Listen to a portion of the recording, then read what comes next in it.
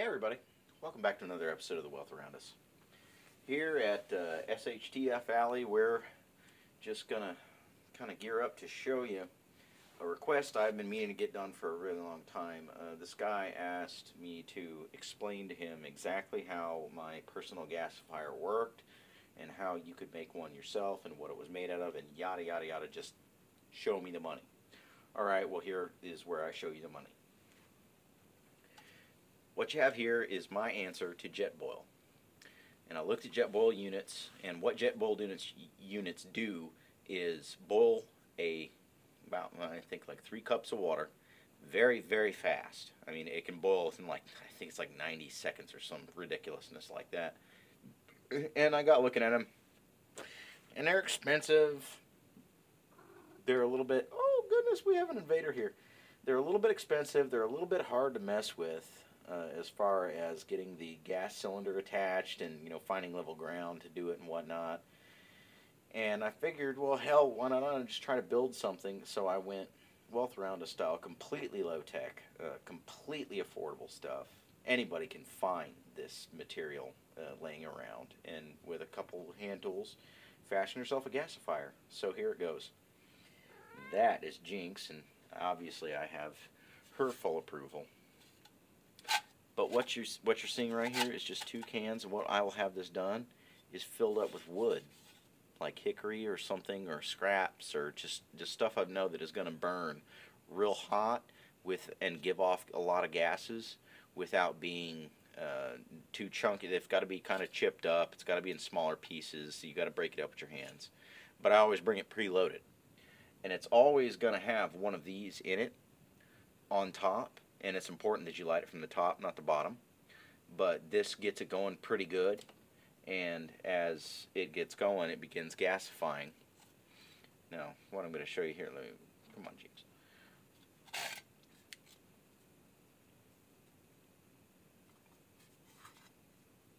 As you can see, I used a can opener to put the big intake holes, and I needed secondaries to draw. So what I did was count 1, 2, 1, 1, 2, 1, 1, 2, and alternating at the top. I put a hole there to do a couple of things, mostly hold the rods that support it. But this is a high-rise deal, and if you can see in there, there's the cat's robot cat box going off behind me, in case anyone wonders what that is. Okay, why can I not get these out here? Dear God. Okay.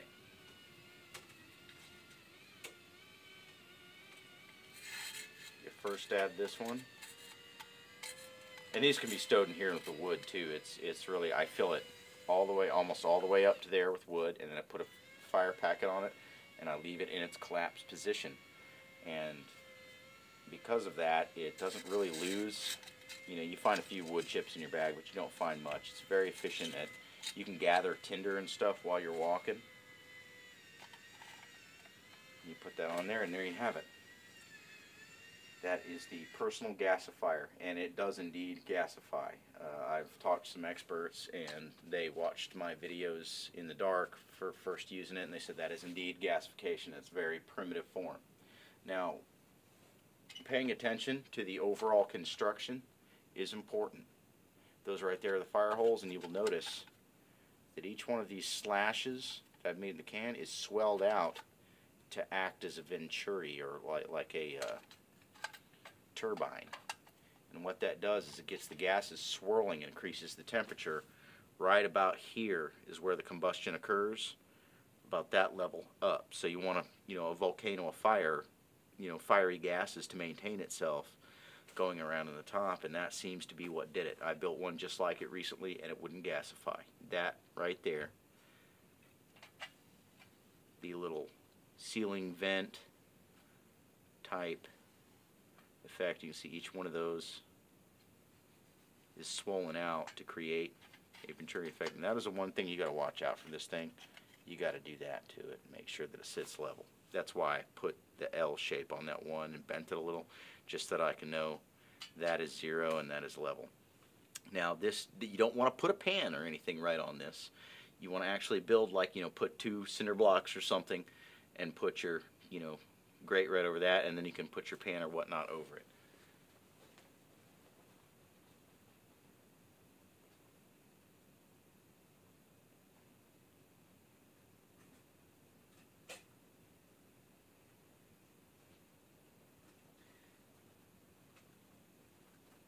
I forgot the last part of this little equation, but this is a simple mess kit that I just recently bought.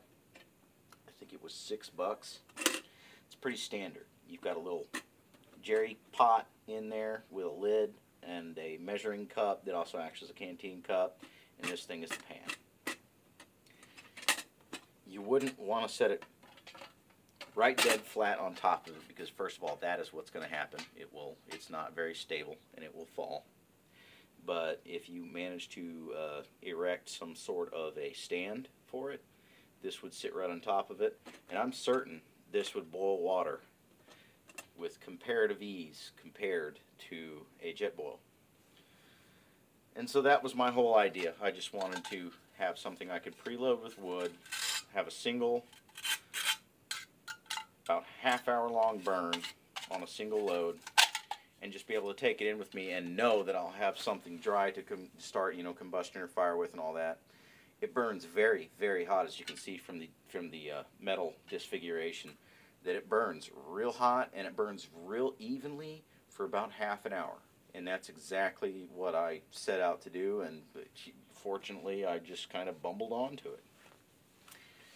So there you have it, the personal gasifier. That's very cheap to make, not very hard to engineer, and as long as you stay to that pattern, you should get the same effect no matter what. So that's another one of the wealths around us, is understanding principles and whatnot. And I have to give a shout out to Engineer 776. Thanks for getting me involved in gasification. I've seemed to make a small version of my own. And even though it's just 2 tin cans and some holes punched in, and I'm kind of rather proud of the effect I achieved. So in retrospect, I'd say anything you can do is better than nothing. So thanks for watching, and always remember, there's a wealth around you.